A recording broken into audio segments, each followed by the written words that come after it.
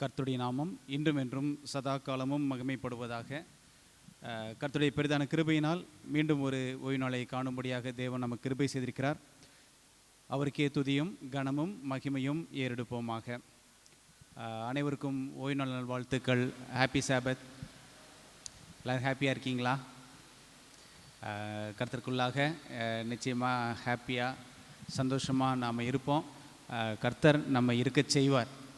அதற்காக தான் இந்த விசேஷமான ஒரு ஜெப கூடுகை மற்றும் உபவாச ஜெபம். தேவனிடத்தில் நம்மை ஒருமுகப்படுத்தத்தக்கதாக நாம் இப்படிப்பட்ட காரியங்களிலே ஈடுபடுகிறோம்.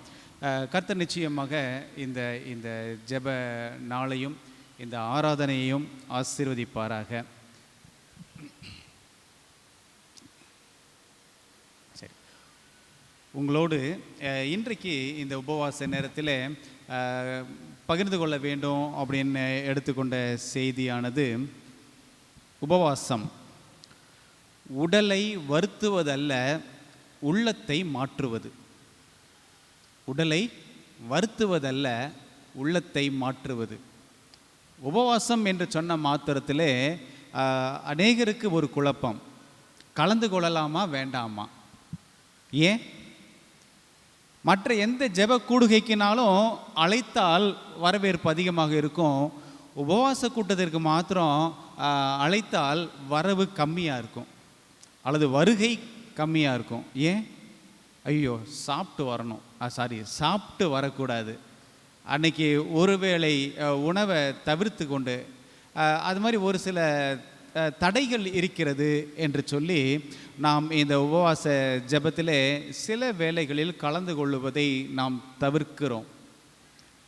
இதற்கு உண்மையான காரணம் என்னவென்று சொன்னால், அந்த உபவாசம் என்ற அந்த கருத்தை தவறாக புரிந்து கொண்டதின் நிமித்தமாக தான் நாம் அந்த ஜெபத்திலே கலந்து கொள்வதில் கொஞ்சம் தயங்குகிறோம்.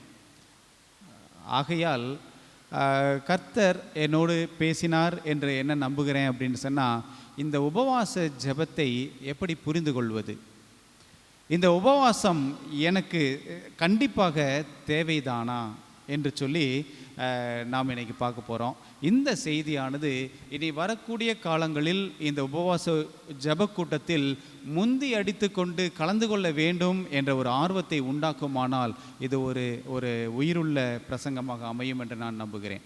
சரி, இதுவரைக்கும் நம்ம உபவாசம் என்று சொன்ன மாத்திரத்தில் என்னென்ன காரியங்களுக்காக இந்த உபவாச ஜெபத்தை நாம் நியமித்திருக்கிறோம் அப்படின்னு சொல்லி பார்த்தோம்னா, ஒரு கடமையாக நாம் இதை செய்திருக்கிறோம். 3 மாதத்துக்கு ஒரு தடவை, 6 மாதத்துக்கு ஒரு தடவை, வருஷத்துக்கு ஒரு தடவை அப்படின்னு சொல்லிட்டு இந்த உபவாச நாளை நாம் செய்ய வேண்டும் ஒரு கடமைக்காக என்று சில இடங்களில், ஏன் நாமும் கூட பல நேரங்களில் அப்படி ஒரு டர்ன் வைத்து நாம் செய்திருக்கிறோம். சரி, இன்னும் வேறு எதற்காக? இது பாரம்பரியமாக, பழக்க வழக்கமாக நாம் இந்த உபவாச ஜெபத்தை கண்டிப்பாக நடத்தியாக வேண்டும். சில வேளைகளில் ஒரு சில சபைகளில் ஜனங்கள் என்ன பேசிக்கிறாங்க அப்படின்னு சொன்னால், என்ன 3 மாதம் ஆச்சு, 6 மாதம் ஆச்சு, போதகர் வந்துட்டு உபவாச ஜெபத்தை கூட்டலையே, ஒரு உபவாச ஜெபம் வைக்கலையே, அந்த பழக்கம் விட்டு போயிடக்கூடாது அப்படிங்கிறதுக்காக உபவாச ஜெபம்.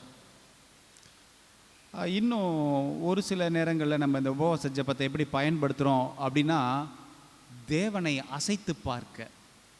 நானும் நீண்ட நாளாக கேட்டுக்கிட்டே இருக்கேன், ஆண்டவர்கிட்ட எனக்கு இந்த விண்ணப்பம் நிறைவேறணும்னு நான் கேட்டுக்கிட்டே இருக்கேன், என்னமோ அவர் செய்கிற மாதிரியே தெரியலை. ஒரு உபவாசத்தை போட்டால் தான் நடக்கும்னு நினைக்கிறேன். கேள்விப்பட்டிருக்கீங்களா இந்த வார்த்தையை?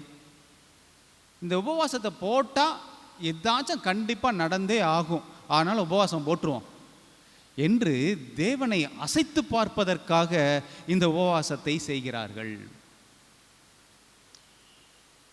என்னுடைய நோக்கம், இந்த உபவாச ஜெபம் என்றால் என்ன? ஏன் என் வாழ்க்கைக்கு தேவை? இதுவரைக்கும் நான் புரிந்து வைத்திருக்கிறேனே, இதுக்காக தானா இல்லை வேற எதுக்குமா?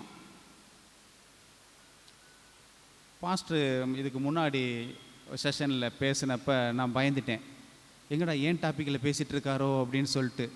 நான் எடுத்து வச்சு அதே சகரியாவை எடுத்து அவர் வச்சு பேசிகிட்டு இருக்காரு அப்படின்னு சொல்லிட்டு பயந்துட்டேன். இருந்தாலும் பாதியோடு நிப்பாட்டிட்டார். சரி, இருந்தாலும் இந்த சகரியா புஸ்தகத்தில் அற்புதமான ஒரு காரியத்தை அழகாக பாஸ்டர் முன்னாடி அதை எடுத்து சொன்னாங்க. நல்லா நீண்ட விளக்கம் அதுக்கு தேவையில்லைன்னு நினைக்கிறேன். ஆனால் அந்த இடத்துல ஒரு கருத்தை கவனிங்க. இந்த ஜனங்கள் எதற்காக தேவனிடத்தில் கேட்க போனாங்க?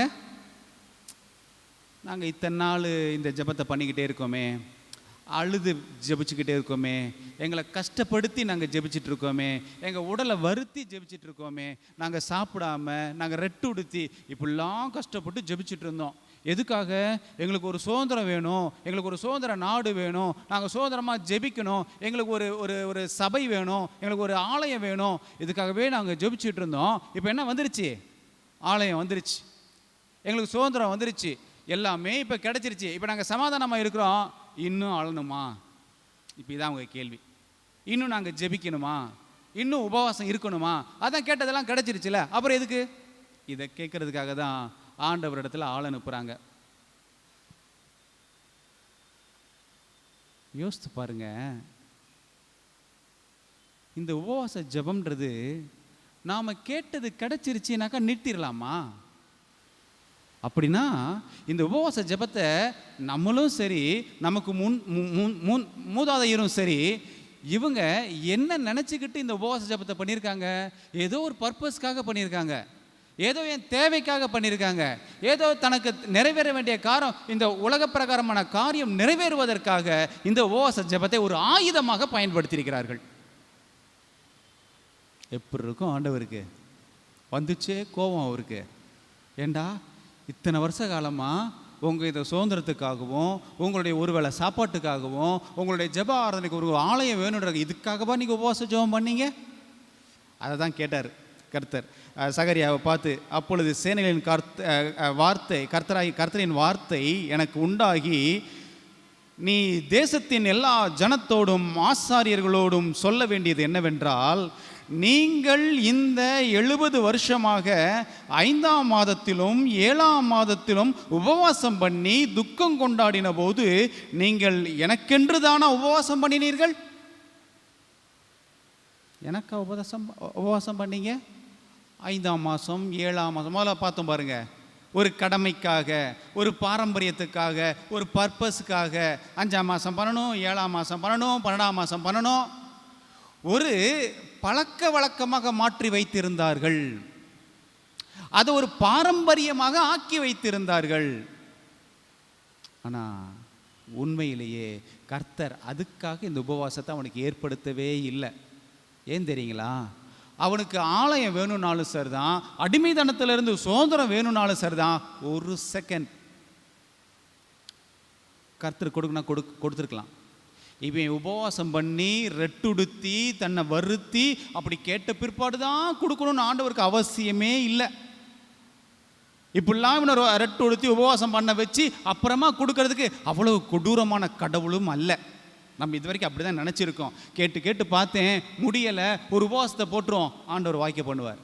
அப்படியா?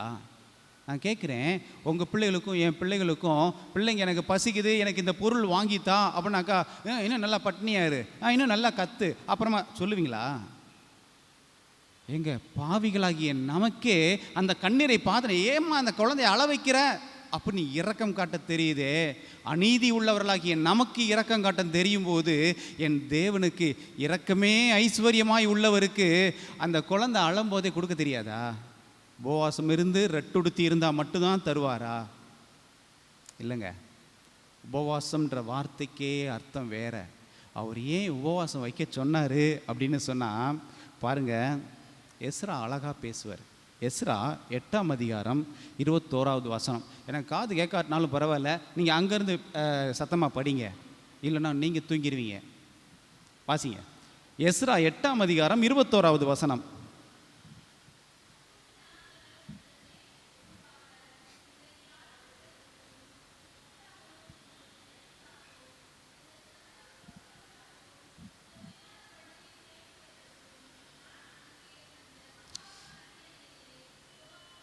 எஸ்ரா இங்கே ஒரு உபவாசத்தை அறிவிக்கிறார் ஜனங்களுக்கு மத்தியில். நீங்கள் உபவாசம் இருக்க வேண்டும் என்று அவர் சொல்லுகிறார். அப்படி சொல்லும்போது அவர் 3 விஷயங்களை பேசுகிறார் பாருங்களேன்.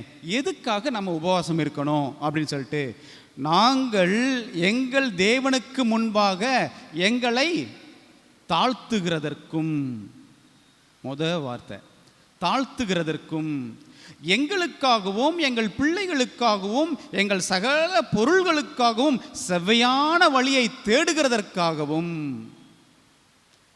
நான் அங்கே உபவாசத்தை அறிவிக்க பண்ணினேன். 2 முக்கியமான காரியத்துக்காக அவர் உபவாசத்தை அறிவிக்கிறார். ஒன்று, தன்னை தாழ்த்துகிறதற்காக. நல்லா கவனிங்களேன், இந்த 2 வார்த்தையும் கவனிங்க. அதுக்கப்புறமா இந்த இஸ்ரவேலர்கள்ட்ட தேவன் என்ன எதிர்பார்த்தாருன்றதை கவனிக்கலாம். ஒன்று என்ன சொன்னார் எஸ்ரா? தன்னை தாழ்த்துகிறதற்காகவும். ரெண்டாவது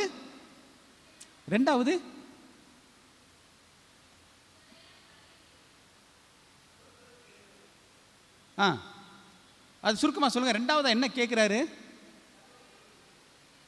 சகல பொருட்களுக்காகவும். வேற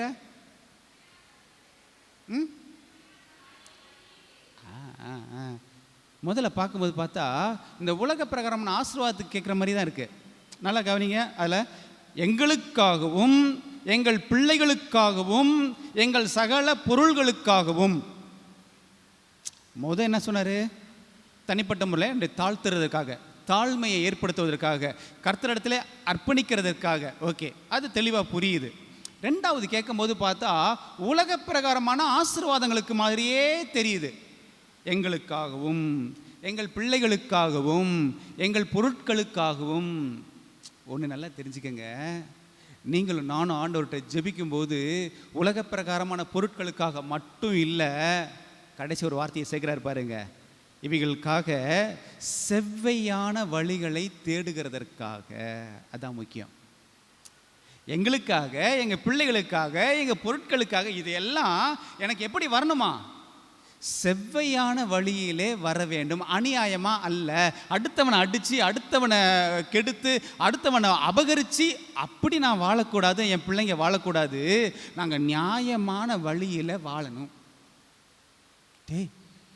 எவ்வளோ பெரிய விஷயத்துக்காக இந்த உபவாச ஜெபம் இருக்குது. சும்மாவாவது வந்துக்கிட்டு எங்கள் பழக்க வழக்கத்தில் இத்தனை மாதம் விட்டு போச்சு, ஒரு உபவாசத்தை போடுப்பா, மாதம் கணக்கு விட்டு போச்சு, அதில் ஒரு உபவாசத்தை போடுப்பா. ஆனால் இங்கே பார்க்குறோம், உபவாசம் எதுக்கு அப்படின்னா என்னை தாழ்த்தணும். ஏன்பா, நான் பரலோகத்துக்கு போகணும் அப்படின்னா என் பொண்ணும் பொருளும் என்னை கூட்டு போகாது, என்னுடைய தாழ்மையான குணம்தான் என்னை பரலோகத்துக்கு அழைச்சிட்டு போகும். அப்போ பொண்ணும் பொருளும் என் பிள்ளைகள் நன்றாக வளர்ந்து அவங்கவுங்க மாமியார் வீட்டில் மாமனார் வீட்டில் நல்லபடியாக செட்டில் ஆகணும். நீ கேட்டாலும் சரி கேட்காட்டினாலும் சரிதான், ஆண்டவர் ஏற்கனவே உங்களுக்கு விதித்து விட்டார், நீ நல்லா இருன்னு சொல்லிட்டார். இதுக்கு மீறி எனக்கு உபவாசம் இருந்ததான் ஆண்டவரே என்னையை காப்பாற்றி, என் பிள்ளையை காப்பாற்றி, என் பேர பிள்ளை கேட்கணும் அவசியமே இல்லை. நீங்கள் கேட்பதற்கு முன்பதாகவே இவைகள் எல்லாம் கொடுக்கப்பட்டு விட்டது. என்ன இன்னும் கிடைக்கல அப்படின்னு சொன்னால், நான் தாழ்மையாக இருக்கணுன்ற ஒரு மனப்பக்குவம் இருக்குது பார்த்தீங்களா, இது தாங்க இன்னும் கிடைக்கவே இல்லை. ஆண்டவர் இதுக்காக தான் காத்துக்கிட்டு இருக்காரு. ஏன்னா கர்த்தரால் மனுஷனுக்கு எல்லாத்தையும் கொடுக்க முடியுது, இந்த தாழ்மையான எண்ணத்தை மட்டும் அவரால் கொடுக்க முடியல. ஏன் அப்படின்னா இந்த தாழ்மையான எண்ணம் அந்த வாஞ்ச மனுஷனுக்கு வரணுமா, எனக்கு அது மேலே ஒரு பிரியம் இருக்கணுமா, நான் தாழ்மை உள்ளவனா இருக்கணும், நான் ஒரு ஹம்பிள் பர்சனாக இருக்கணும் அப்படிங்கிற ஒரு விருப்பம் எனக்கு வந்த பிற்பாடு தான் கர்த்தரால் அதை ஆசீர்வதித்து தர முடியுமா. எனக்கே அது மேலே அந்த எண்ணம் இல்லைன்னா ஆண்டவராலையும் தர முடியாதான். இப்போ பாருங்கள், இந்த எஸ்ரா ஏன் உபவாச ஜெபத்தை கேட்குறான், வைங்க அப்படின்னு சொல்கிறான்னா, இந்த ஜனங்களுக்கு மத்தியில் இந்த தாழ்மையான எண்ணம் வரணுங்கிறதுக்காக, அந்த ஹம்பிள்னஸ் வரணுங்கிறதுக்காக உபவாச ஜெபமா. இப்போ யோசித்து பாருங்களேன், இந்த ஹம்பிளான மனசு வர்றதுக்கு எத்தனை மாதத்துக்கு ஒரு தடவை ஜெபம் பண்ணலாம்? டெய்லி வச்சா கூட பத்தாதுங்க. இந்த உபவாச ஜெபம் என் தாழ்மையான குணம் எனக்கு வரதுக்கு டெய்லி வச்சா கூட வருமானு தெரியலை. இதில் என்ன 3 மாதம் வருது, 6 மாதம் வருது கணக்கு? அதுதான் கர்த்தர். இப்போ இஸ்ரவேல்கிட்ட வாங்களேன், இந்த இஸ்ரவேல் ஜனங்கள்ட்ட கர்த்தர் என்ன கேட்க போனாங்க? ஏன் ஆண்டவரே, எத்தனை நாள் நாங்கள் இப்படியே அழுதுகிட்டே இருக்கிறது, எத்தனை நாள் இந்த ஜெபத்தை பண்ணிக்கிட்டே இருக்கிறது, 5ஆம் மாதமும் 7ஆம் மாதமும் எதுக்கு உபவாசம் பண்ணிக்கிட்டே இருக்கிறது தானே கேட்க போனாங்க. வந்துருச்சாப்பா அவனுக்கு தாழ்மையான குணம் வந்துருச்சா? இல்லைங்க. இயேசு கிறிஸ்துவானவர் இந்த பூலோகத்தில் வந்த வரைக்கும் சரி, இவனுடைய எருசலேம் தேவாலயம் ஒரு கல்லின் மேல் ஒரு கல் இராதபடிக்கு இடிக்கப்பட்டு போகிறது வரைக்குமே இவன் மனசில் என்ன வரல? தாழ்மையான குணம் வரவே இல்லைங்க. இந்த லட்சணத்தில் இவன் கேட்குறான், ஆண்டவரே இந்த உபவாச ஜெபத்தை எத்தனை நாள் தான் நான் செய்கிறது? கேள்வி. எஸ்ரா அழகா சொல்றாரு, ஆண்டவரே நாங்கள் தாழ்மையுள்ள குணமுடையவர்களாக, கர்த்தரிடத்தில் அடிபணிஞ்சு கேட்கக்கூடியவர்களாக. யோசித்து பாருங்களேன், நான் ஆண்டவரிடத்தில் தாழ்மை குணமுள்ளவனாக மாறினேன்னு சொன்னால் உங்களுக்கு மத்தியிலும் எனக்கு மத்தியிலும் ஒரு தாழ்மையான ஒரு குணம் பரவுமா? ஒரு ஹம்பிள்னஸ் வருமா? ஆட்டோமேட்டிக்காக பாருங்களேன், உங்களுக்கும் எனக்கும் ஒருத்தருக்கு ஒருத்தர் தாழ்த்திக்கக்கூடிய ஒரு எண்ணம் வந்து விட்டால் நமக்குள்ளே ஏங்க பிரச்சனை? நமக்குள்ளே ஏன் பகை வராதில்ல? நீயும் நானும் சமாதானமாக இருக்க வேண்டும் என்பதற்காக தேவன் தாழ்மையான குணத்தை விரும்புகிறார். தாழ்மையான குணம் வேண்டும் என்பதற்காக அது ரொம்ப அதிசயம். பாவ உலகத்தில் பாவ மனசுக்குள்ள அந்த எண்ணம் வருவதற்கு மிக மிக கடினம். ஆகையால் உன்னை தாழ்த்து, நீ உபவாசம் பண்ணு, நீ கர்த்தரிடத்தில் உன்னை வருத்திக்கோ, ரெட்டுடுத்திக்க, சாம்பலில் உட்காரு, உன்னை எவ்வளோ தூரம் கஷ்டப்படுத்திக்க. எதுக்கு? எனக்கு சோறு வேணுன்றதுக்காக இல்லை, தண்ணி வேணுன்றதுக்காக இல்லை, வீடு வேணுன்றதுக்காக இல்லை, எனக்கு தாழ்மையான குணம் வேணுன்றதுக்காக. இப்போ எஸ்ரா 2வது காரியத்துக்காக உபவாசம் பண்ண சொல்கிறாரு. எதுக்குன்னா, செவ்வையான வழியில் நான் சம்பாதிக்க வேண்டும், நியாயமான வழியில் நான் இந்த உலகத்தில் ஆசீர்வாதமாக இருக்க வேண்டும். அப்போ யோசித்து பாருங்க, எனக்கு உலக பிரகாரமான ஆசீர்வாதம் வேண்டும், ஆனால் அது எப்படி வேணும்னா நியாயமான வழியில் எனக்கு வேண்டும், அன்பான வழியில் எனக்கு அந்த பொருட்கள் வேணும், ஆசீர்வாதம் வேணும். ஆகையால் உபவாசம் இருக்க வேண்டும். ஏன்? பாவ உலகம் சொல்லுது, அடுத்தவனை அடித்தாதான் நான் வாழ முடியும், அடுத்தவன்கிட்ட பிடுங்கினாதான் நான் வாழ முடியும், அடுத்தவனை கெடுத்தாதான் நான் வாழ முடியும். பாவ உலகம் சொல்லி தருது. அதுக்கு மத்தியில் நான் நியாயமான முறையில் தான் வாழணுன்ற எண்ணம் வரணும்னா அதுக்கு உபவாசம் இருந்தால் தான் வர முடியுமா?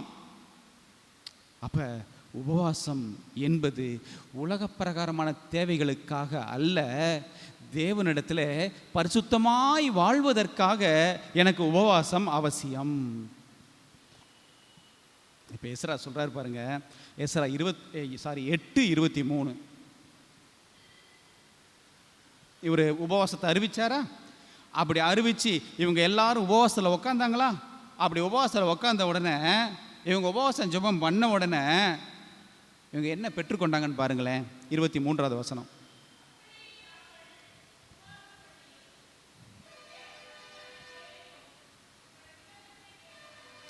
அப்படியே நாங்கள் உபவாசம் பண்ணி எங்கள் தேவனிடத்தில் அதை தேடினோம், எங்கள் விண்ணப்பத்தை கேட்டருளினார்.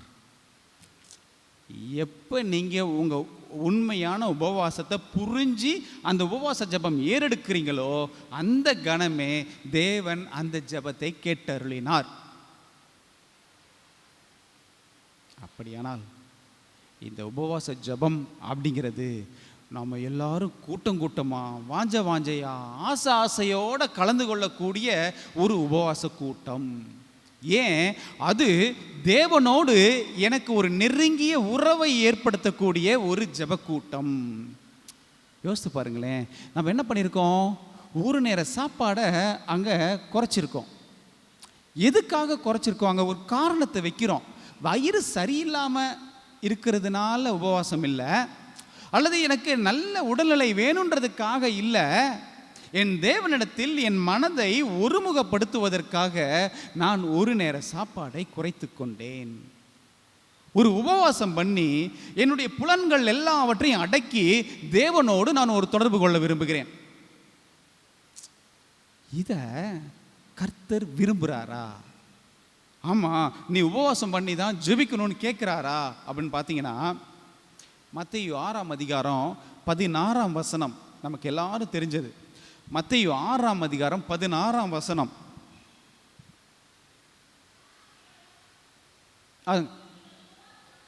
ஓகே, நீங்கள் உபவாசிக்கும் போது, அப்போ என்ன சொல்ல வர்றாரு? தேவன் அதை விரும்புகிறார்னு அர்த்தம். எப்பா நீ உபவாசம் பண்ணுறீல, அப்படி உபவாசம் பண்ணும்போது அப்படின்னு ஆரம்பித்து நீ எப்படிலாம் இருக்கணும் அப்படின்னு ஒரு ஒழுக்க நிலையை சொல்லுகிறார். அப்போ என்ன அர்த்தம்? நீங்கள் விரும்புவதற்கு முன்பதாகவே தேவன் நீங்கள் உபவாசம் இருக்க வேண்டும் என்று அவர் விரும்புகிறார். ஸோ இப்போ நீங்கள் விரும்புகிறீங்களோ இல்லையோ, நீங்கள் உபவாச ஜெபம் இருக்க வேண்டும் என்று உங்கள் தேவன் விரும்புகிறார். ஆகையால் இதை நாம் கண்டிப்பாக செய்ய வேண்டும். சரி, அப்போ செய்யணும்னா இப்போ ஒழுங்கு சொல்கிறார், ஒரு ஆர்டர். நீ உபவாசம் இருக்கிறதா இருந்தால் எப்படி இருக்க வேண்டும் அதை தான் தொடர்ந்து வாசிங்க.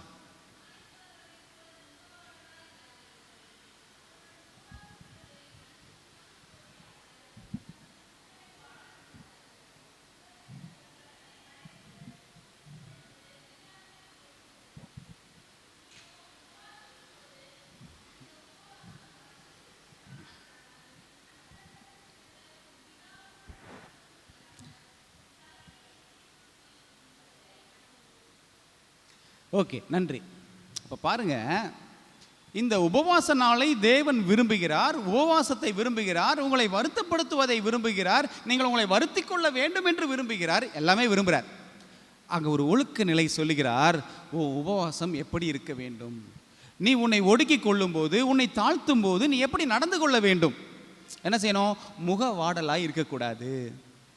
ஒரு கண்டிஷன்ஸ் பாருங்களேன். இவர் சொல்கிறாருன்னா என்ன அர்த்தம்னா, இவங்க ஏற்கனவே அப்படி தான் செஞ்சாங்க பாருங்க.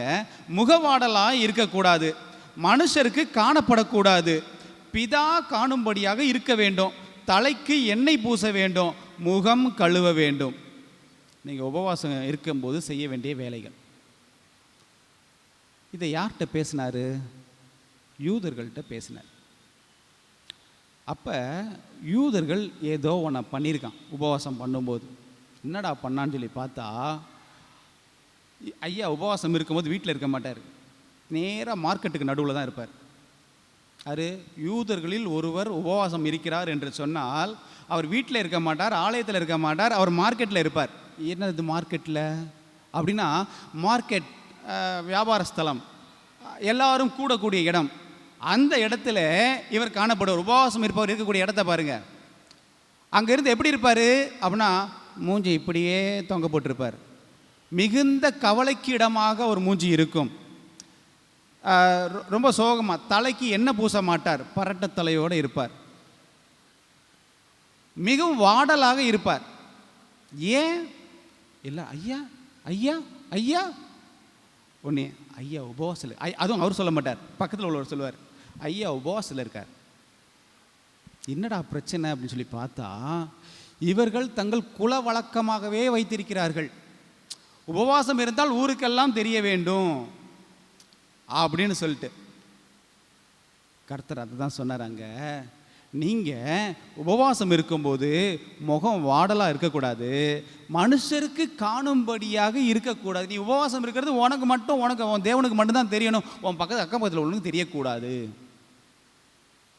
இப்போ ஒரு கேள்வி, இது அநேகர் சங்கடப்படக்கூடிய ஒரு விஷயமாகவும் இன்றைக்கி வரைக்கும் வளம் வந்துக்கிட்டு இருக்குது. இப்போ இன்றைக்கி உபவாசம்னு வச்சுக்கிங்களேன், எப்போ போல் நம்ம சாப்பிட்ற இடம் இருக்கு இல்லையா, அந்த சாப்பிட்ற இடத்துல நார்மலாகவே உபவாச நாள் இல்லாமல் ஒரு சிலர்லாம் பார்த்தீங்கன்னு சொன்னாக்கா வாரமே உபவாசம் இருப்பாங்க, மதிய நேரத்தை கட் பண்ணிட்டு இருப்பாங்க இல்லை. சில வேளைகளில் அங்கே எல்லோரும் சாப்பிட்டுட்டு இருக்கும்போது இந்த உபவாசம் இருக்கக்கூடியவரும் அந்த பக்கம் வந்தாருன்னா என்ன கேட்போம்? பிரதர் சாப்பிட்டீங்களா பிரதர், இல்லை சாப்பிடுங்க பிரதர்னு சொல்லுவோம். இப்போ இவருக்கு தர்ம சங்கடம். என்ன தர்ம சங்கடம்? ஐயோ, ஆண்டவர் சொல்லியிருக்காரு உபவாசம் இருக்கிறது யாருக்கும் தெரியக்கூடாது, இவங்க இப்படி பப்ளிக்கில் கேட்டுவிட்டாங்க, என்ன சொல்லலாம், சொல்கிறதா வேணாமா? எத்தனை பேர் இப்படி மாட்டியிருக்கீங்க? நிறைய மாட்டியிருக்கோம்ல. எப்படி சொல்கிறது? இங்கே சொல்ல வந்தது இப்போ நீங்கள் சொல்லி தான் ஆகணும். அப்படி சொல்லலைனாக்கா பொய் சொன்ன மாதிரி ஆயிடாது, அதுவும் மாட்டிக்குவீங்க இல்லை. அப்போ இங்கே கேட்கும்போது பிரதர் சாப்பிட்டீங்களா, சிஸ்டர் சாப்பிட்டீங்களா, இல்லை வேண்டாம், இல்லை சாப்பிடுங்க, இல்லை வேண்டாம், நான் இன்றைக்கி உபவாசம். தப்பு இல்லை, இது தப்பு இல்லை. நான் இன்றைக்கி உபவாசம் இருக்கிறேன், எனக்கு வேண்டாம் அப்படின்னு சொல்ல தப்பு இல்லை.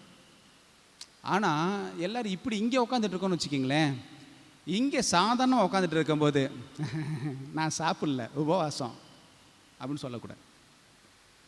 நானாக வாலண்டியராக போய் நான் இன்றைக்கி உபவாசம், நான் சாப்பிட்றதில்ல, நான் பெரும்பாலும் சனிக்கிழமையில் சாப்பிட்றதில்ல உபவாசம், இப்படி சொல்லக்கூடாது. நீங்கள் ஸ்பாட்டில் கேட்டுட்டாங்க, தவிர்க்க முடியாது, விட்டால் ஊட்டி விட்டுருவாங்க. ஆகையினால நம்ம சொல்லி தான் ஆகணும், ஐயா இன்றைக்கி நான் உபவாசம் இருக்கிறேன், நான் சாப்பிட மாட்டேன். இல்லை வாரம் வாரம் தான் இப்படி ஆகுதுனாக்கா அந்த கேட்குற இடத்துல அப்படி சொல்லிடலாம், தப்பு கிடையாது. ஆனால் இந்த யூதர்கள் என்ன செஞ்சாங்க அப்படின்னு சொன்னால், வாலண்டியராகவே தானாக முன் வந்து நான் உபவாசம் இருக்கேன், நான் உபவாசம் இருக்கேன், நான் உபவாசம் இருக்கேன். மனிதர்கள் காணும்படியாக தங்களுடைய பக்தியை மெச்சிக்கொள்ள வேண்டும் என்பதற்காக இவர்கள் இந்த செய்கையை செய்தார்கள். அப்போது கர்த்தர் சொன்னார், நீ இப்படி செய்யக்கூடாது, நீ பண்ணுற உபவாசம் உன் அந்தரங்கத்தில் உள்ள பிதாவுக்கு மாத்திரமே தெரிய கடவுது என்று சொல்லி அங்கே ஒரு ஒரு ஆலோசனையை கூறினார். கர்த்தர் பாருங்களேன், இந்த உபவாச நாளை கூட்டுங்கள்னு சொல்லியிருக்கார். எங்கே சொல்கிறாரு அப்படின்னு சொல்லி பார்த்தீங்கன்னா, யோவேல் 3ஆம் அதிகாரம் 15ஆம் வசனம், யோவேல் 2ஆம் அதிகாரம் 15ஆம் வசனம், சீயோனிலே எக்காலம் ஊதுங்கள், பரிசுத்த உபவாச நாளை நியமியுங்கள், விசேஷித்த ஆசரிப்பை கூறுங்கள். ஸோ கர்த்தர் சொல்கிறார், நீங்கள் உபவாச நாளை நியமிங்க, நீங்கள் அந்த உபவாச நாளை செய்யுங்க, நீங்கள் உபவாசம் ஜெபம் பண்ணுங்க என்று சொல்லி ஆண்டவர் கட்டளையிடுகிறார். சரி, அப்போ நாம் அந்த உபவாச ஜெபத்தில் கலந்து கொள்ளும்போது நமக்கான ஒரு இலக்கணம், நமக்கான ஒரு கட்டளை, நமக்கான ஒரு கட்டுப்பாடு, நமக்கான ஒரு விதிமுறை என்னவென்று சொன்னால், நீங்கள் முகவாடலாக இருக்கக்கூடாது. தலைக்கு எண்ணெய் பூசி உங்கள் முகங்கள் கழுவி நீங்கள் தெளிவுள்ளவர்களாக இருக்க வேண்டும். நீங்கள் பண்ணுகிற உபவாசம் வெளியில் தெரியக்கூடாது, உங்கள் அந்தரங்க பிதாவுக்கு மாத்திரமே தெரிந்திருக்க கடவுது. சரி, அப்போ முதல் காரியம் என்ன? உபவாசம் என்பது ஆன்மீக ஒழுக்கம். உபவாசம் என்பது ஒரு ஆன்மீக ஒழுக்கம். சரி, ரெண்டாவது, உபவாசம் என்றால் இது உடலை வருத்துவதல்ல, உள்ளத்தை மாற்றுவது. ஒவ்வொரு உபவாச ஜெபமும் என் உடலை வருத்துறது அல்ல, என் உள்ளத்தை மாற்றுவது. அப்படியானால் ஒவ்வொரு உபவாச ஜெபத்திலும் நான் கலந்து கொண்ட பிற்பாடு நான் மாற வேண்டும். பழைய மனிதனாக நான் ஒரு உபவாச ஜெபத்தில் கலந்து கொள்கிறேன். இந்த உபவாச ஜெபத்தில் கலந்துக்கிட்ட பிற்பாடு என் உள்ளம் மாற வேண்டும், என் குணம் மாற வேண்டும், என் மனம் மாற வேண்டும், என் இருதயம் மாற வேண்டும். அப்ப உபவாசம் என்பது ஒருவனை மாற்றக்கூடியது. பாருங்க, அதே யோவேல் புஸ்தகம் 2ஆம் அதிகாரம்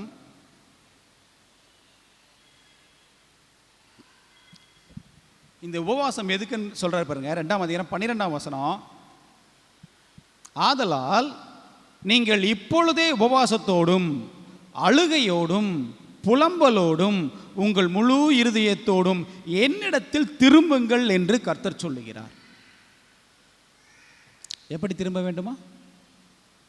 உங்கள் முழு இருதயத்தோடும், உங்கள் முழு மனதோடும், நீங்கள் உபவாசத்தோடும் அழுகையோடும் கண்ணீரோடும் கர்த்தரிடத்தில் திரும்ப வேண்டுமாம். அப்படியானால் உபவாசம் என்பது உங்களை வருத்துவதற்காக அல்ல, மனமாற்றம் செய்வதற்காக.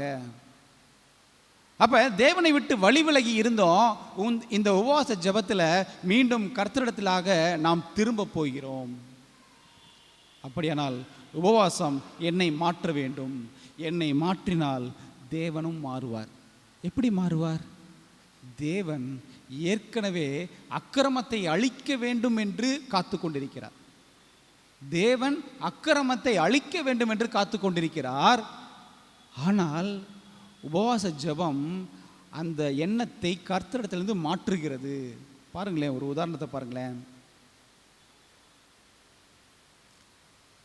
ஆகாப் ராஜா தெரியும்ல, ஆகாப் ராஜா எவ்வளவு கொடூரமானவன் அப்படின்னா அவ்வளவு கொடூரமானவன். ஏன்? மனைவி பேச்சை கேட்டு அவன் மாறி போனவன். தேவனுடைய பிள்ளையாக இருக்க வேண்டியவன் அஞ்ஞான ஸ்திரியை திருமணம் செய்து அவள் வழியாக போய்விட்டவன் தேவனுக்கு எதிரானவன். ஏறக்குறைய தேவன் அவனை அடிக்கணும்னு முடிவு பண்ணிட்டார். இதுக்கு மேலே அந்த அக்கிரமக்காரனை வச்சிருக்கணும்னு அவர் விரும்பலை, அடிக்கணும்னு முடிவு பண்ணிட்டார். இப்போ பாருங்களேன், கர்த்தரே அந்த எண்ணத்தை மாற்றிக்கிறார்.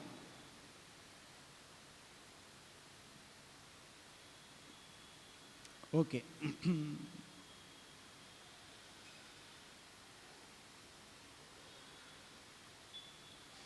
1 ராஜாக்கள் 21ஆம் அதிகாரம், 1 ராஜாக்கள் 21ஆம் அதிகாரம் 27வது வசனம்.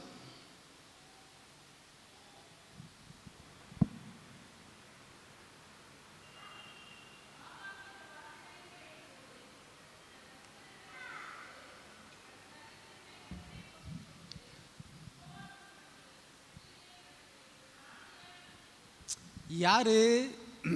ஆகாப் ராஜா. ஆகாப் ராஜா இப்போ உபவாசம் இருந்து ரட்டுடுத்தி சாம்பல்ல உட்கார்றாரு. ஏன்? இதுக்கு முந்தின வசனம் பாருங்களேன். கர்த்தர் இஸ்ரவேல் புத்திரருக்கு முன்னின்று துரத்திவிட்ட எமோரியர் செய்தபடியெல்லாம் அவன் நரகலான விக்கிரகங்களை பின்பற்றி மகா அருவருப்பாய் நடந்து கொண்டான். தேவன் அவனை அடிக்க திட்டமிட்டார். இதை கேட்டுட்டு இந்த ஆகாப் ராஜா சட்டையை கிழிச்சுக்கிட்டு சாம்பலில் உட்காந்து உபவாசம் இருக்கிறான். ஆகாப் இந்த வார்த்தைகளை கேட்டபோது தன் வஸ்திரங்களை கிழித்து தன் சரீரத்தின் மேல் ரட்டை போர்த்து கொண்டு உபவாசம் பண்ணி ரட்டிலே படுத்து தாழ்மையாய் நடந்து கொண்டான். ஏற்கனவே என்ன சொன்னேன்? உபவாசம் என்று சொன்னால் எதுக்காக? தாழ்மையாய் இருப்பதற்காக, ஹம்பிள்னஸ் வரதுக்காக, நான் தாழ்மையாக இருக்க வேண்டும், அந்த குணத்தை பெற்றுக்கொள்வதற்காக உபவாசம். இப்போ ஆகாப் ராஜா என்ன செய்கிறாரு? அப்படிப்பட்ட தாழ்மையான ஒரு குணத்துக்கு வந்துடுறார். இப்போ ஆண்டவர் பாருங்களேன், 28வது வசனம். அப்பொழுது கர்த்தருடைய வார்த்தை திஸ்பியனாகிய எலியாவுக்கு உண்டாயிற்று. அவர், ஆகாப் எனக்கு முன்பாக தன்னை தாழ்த்தினதை கண்டாயா? ஆண்டவர் யார் மேலே கோபமாக இருக்காரு? ஆகாப் மேலே கோபமாக இருக்கார். இவன் இவ்வளோ கெட்டவனாக இருக்கிறான் அப்படின்னு ரொம்ப கோபத்தில் இருக்காரு. இவன் உபவாசம் இருந்து தாழ்மையாய் நடந்து கொண்டதை பார்த்துட்டு எலியாட்ட பேசுகிறாரு. எலியா பாத்தியா, ஆகாப் எவ்வளோ தாழ்மையாக நடந்துக்கிட்டான் அப்படிங்கிறாரு. சொல்கிறாரு, எனக்கு முன்பாக தன்னை தாழ்த்தினபடியினால் நான் அவன் நாட்களில் அந்த பொல்லாப்பை வரப்பண்ணாமல் அவன் குமாரன் நாட்களில் அதை அவன் வீட்டின் மேல் வரப்பண்ணுவேன். அவனுக்கு வரவேண்டிய தீங்கை தேவன் தடுத்தார். ஏன் தடுத்தார்? அவன் உபவாசம் இருந்து தன்னை தாழ்த்தி கொண்டான், தாழ்மையாய் நடந்து கொண்டான். அப்படியானால் உபவாசம் உங்கள் உடலை வருத்துவதல்ல, உங்களை தாழ்மைப்படுத்துவது. தேவனிடத்தில் இரக்கம் பெற்றுக்கொள்வதற்கு இந்த உபவாசம் உதவி செய்கிறது. குணத்தை மாற்ற வல்லது, உடலை வருத்துவதல்ல. அடுத்து, இந்த உபவாசம் உங்களுடைய விசுவாசத்துக்கான வளர்ச்சி. நீங்கள் உபவாசம் இருந்தால் உங்கள் விசுவாசம் இன்னும் ஒருபடி மேலே போகும். எப்படி மேலே போகும் அப்படின்னா, நீங்கள் உபவாசம் இருந்தால் தேவனிடத்திலிருந்து வல்லமையை பெற்றுக்கொள்ளுவீர்கள். மத்தேயு 17ஆம் அதிகாரம் 21வது வசனம். மத்தேயு 17:21 உங்களுக்கு எல்லாருக்கும் தெரிஞ்ச வசனம் தான். இந்த ஜாதி பிசாசு ஜபத்தினாலும் உபவாசத்தினாலுமே அன்றி மற்ற எவ்விதத்தினாலும் புறப்பட்டு போகாது. இந்த ஜாதி பிசாசுன்னு நீங்கள் என்ன நினைக்கிறீங்க? பிசாசுக்குள்ளேயும் ஜாதி இருக்கோ? இல்லை. இங்கே இந்த ஜாதி பிசாசுன்ற வார்த்தைக்கு இந்த வகையான பிசாசு, இப்படிப்பட்டதான பிசாசுகள் எப்படி போகாது? உபவாசம் இருந்து ஜெபம் பண்ணாமல் அது போகாதான். அப்படியானால் உங்கள் விசுவாசத்தினுடைய அடுத்த கட்ட வளர்ச்சி உபவாசம் இருந்து ஜெபிக்கிறது. நீங்கள் உபவாசம் இருந்து ஜெபித்தால் உங்களுடைய விசுவாசம் இன்னும் மேலோங்கும், உங்களுடைய ஜெபத்திற்கு வல்லமை பெருகும். அடுத்து, 3வது, உபவாசம் இருந்தால் நீங்கள் தேவனுடைய தீர்மானங்களை அறிந்து கொள்ளலாம். தானியேல் பாருங்க, தானியேல் என்ன செஞ்சாரு?